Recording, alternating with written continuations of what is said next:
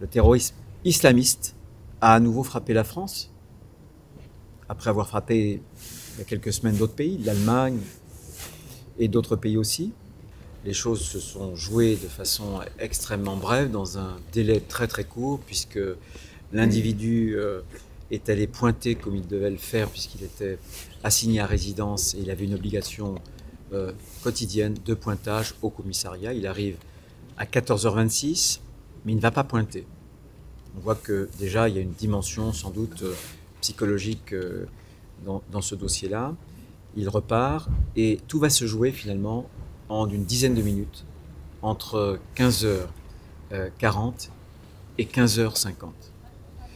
Il agresse des agents du stationnement de la mairie de Mulhouse. Il va blesser très grièvement l'un d'entre eux, l'un des trois. Je me suis entretenu tout à l'heure avec les deux autres. L'un avait reçu un coup au thorax, mais il est sorti de l'hôpital.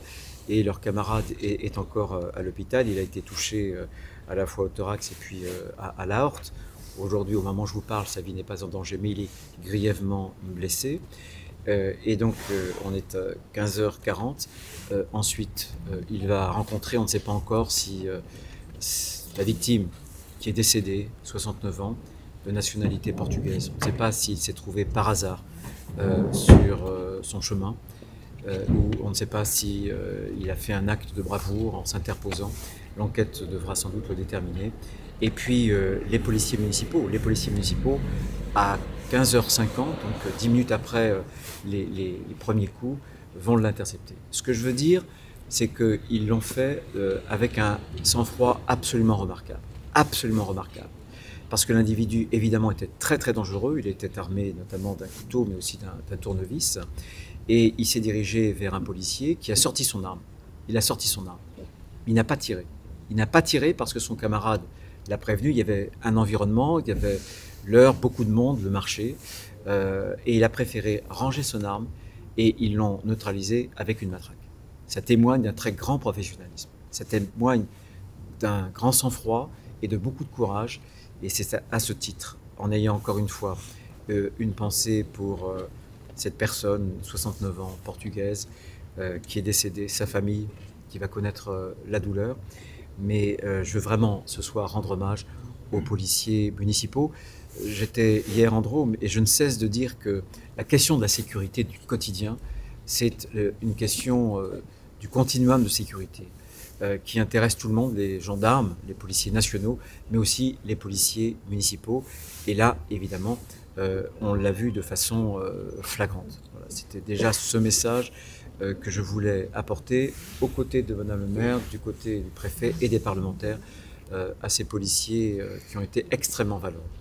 C'est aussi, je le redis, je n'ai pas peur de le dire, le fait de désordre migratoire qui cause ces dégâts aussi. On le voit bien dans ce cas-là, de façon assez éclatante. J'en tire deux leçons vis-à-vis d'Algérie, puisqu'on octroie beaucoup de visas. La France a tendu la main. Quelles que soient les plaies parfois vives de l'histoire, aucun pays, quelle que soit l'histoire qui peut nous séparer, n'a un droit de tirage pour humilier la France. Je suis partisan, puisque la méthode douce a été utilisée avec l'Algérie, de poser un rapport de force. Le droit international, les relations entre les pays, les nations, mais là, notamment avec le régime algérien, c'est la réciprocité. Ils n'appliquent pas un certain nombre d'accords que nous avons passés avec eux. Pourquoi est-ce que nous, on serait plus royaliste que l'Europe? Moi, je suis pour ce rapport de force, parce que je vois bien qu'on a des individus dangereux qui devraient être en Algérie et qui sont sur le sol français. Ensuite, je pense qu'on doit changer les règles. Comment est-ce que les Français peuvent comprendre cette situation? Je résume. Un individu qui pendant des années s'est maintenu irrégulièrement sur le territoire français. Un individu qui a été condamné par la justice française pour apologie du terrorisme.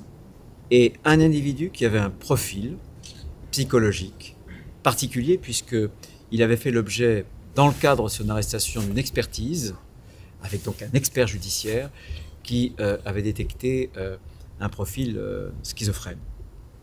Donc, profil psychologique, irrégulier, condamné. Est-ce que les Français peuvent comprendre que ces individus peuvent se déplacer librement sur le territoire? Moi, je pense, je l'avais dit en répondant à une question d'actualité il y a quelques jours à l'Assemblée nationale, je pense que pour ces individus-là, jusqu'à ce qu'ils repartent dans leur pays, on devrait les maintenir en rétention.